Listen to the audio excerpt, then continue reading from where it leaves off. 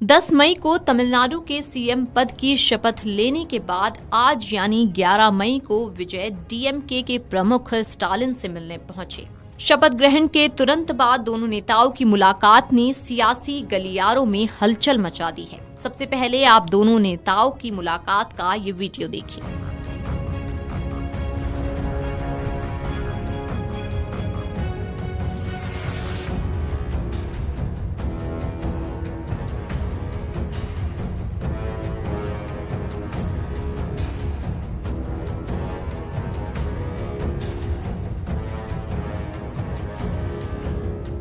दोनों नेताओं की मुलाकात के बाद सबसे बड़ा सवाल ये है कि तमिलनाडु में विजय ने जिस स्टालिन को बुरी तरह से हराया, मुख्यमंत्री बनने के बाद उनसे क्यों मिलने पहुंचे। फिलहाल इस सवाल का जवाब नहीं मिल पाया है। स्टालिन के चेन्नई स्थित आवास पर हुई इस मुलाकात में सुरक्षा के कड़े इंतजाम थे। विजय अपनी टीम के साथ उनके आवास पर पहुंचे थे। विजय ने शपथ के बाद कहा था कि उनकी सरकार सेक्युलरिज्म, सामाजिक न्याय और जन केंद्रित शासन पर जोर देगी।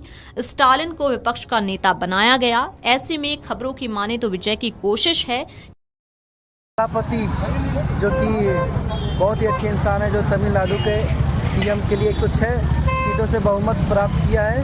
विजय थालापति जो तमिलनाडु के सीएम बन चुके हैं और हमें बहुत खुशी है, क्योंकि विजय थालापति पहले पिक्चर भी बनाते थे, मूवी भी बनाते थे और अब वो नेता के जरिए नेता के पॉलिटिक्स में घुस चुके थे और उसमें बहुमत से 117 सीटों से बहुमत से काफ़ी आगे चल चुके हैं कि डीएमके के साथ तालमेल बिठाकर कामकाज हो। इस मुलाकात से पहले विजय ने स्टालिन पर निशाना साधा था। उन्होंने कहा था कि पिछली सरकार खाली खजाना छोड़कर गई है। राज्य पर करीब 10 लाख करोड़ रुपए का कर्ज है। स्टालिन ने इसका तीखा जवाब दिया था। स्टालिन ने सोशल मीडिया प्लेटफॉर्म एक्स पर लिखा कि सरकार के पास संसाधनों की कमी नहीं है, बल्कि उन्हें जनता तक पहुंचाने की क्षमता और इच्छा शक्ति की जरूरत होती है। उन्होंने कहा कि फरवरी के बजट में राज्य की वित्तीय स्थिति को पहले ही स्पष्ट किया जा चुका था। उन्होंने विजय के आरोपों पर प्रतिक्रिया देते हुए कहा कि बिना पूरी जानकारी के ये कहना सही नहीं है कि सरकार के पास पैसे नहीं हैं।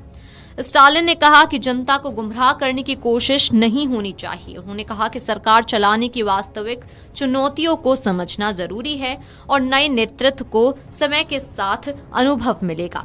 स्टालिन ने कहा कि जिन वादों को जनता से किया गया है, उनकी वास्तविकता और प्रशासनिक चुनौतियों को समय के साथ समझा जा सकता है। उन्होंने ये भी कहा कि नए नेतृत्व को शासन के अनुभव के साथ नई इन पहलुओं का एहसास होगा। इन तीखी प्रतिक्रियाओं के बाद दोनों नेताओं की मुलाकात ने कई सवाल खड़े किए। आपको बता दें कि शपथ लेने के बाद इंडोर स्टेडियम में वहां मौजूद भारी भीड़ को संबोधित करते हुए मुख्यमंत्री विजय ने कई बड़ी और अहम बातें कही। उन्होंने पूरे विश्वास के साथ जोर देकर कहा था कि उनकी नई सरकार राज्य में एक बिल्कुल नई शुरुआत करेगी। उन्होंने जनता को ये पक्का भरोसा दिलाया कि उनका ये नया दौर असली धर्मनिरपेक्ष और सामाजिक न्याय का दौर होगा। विजय ने यह भी कहा कि वो अपना बेहतरीन और सफल सिनेमाई करियर पूरी तरह से पीछे छोड़कर राजनीति में आए हैं। उनका अब एक ही मकसद है कि वो तमिलनाडु की जनता के उस बड़े कर्ज को चुकाएं जो जनता ने उन्हें इतना प्यार देकर दिया है। वीडियो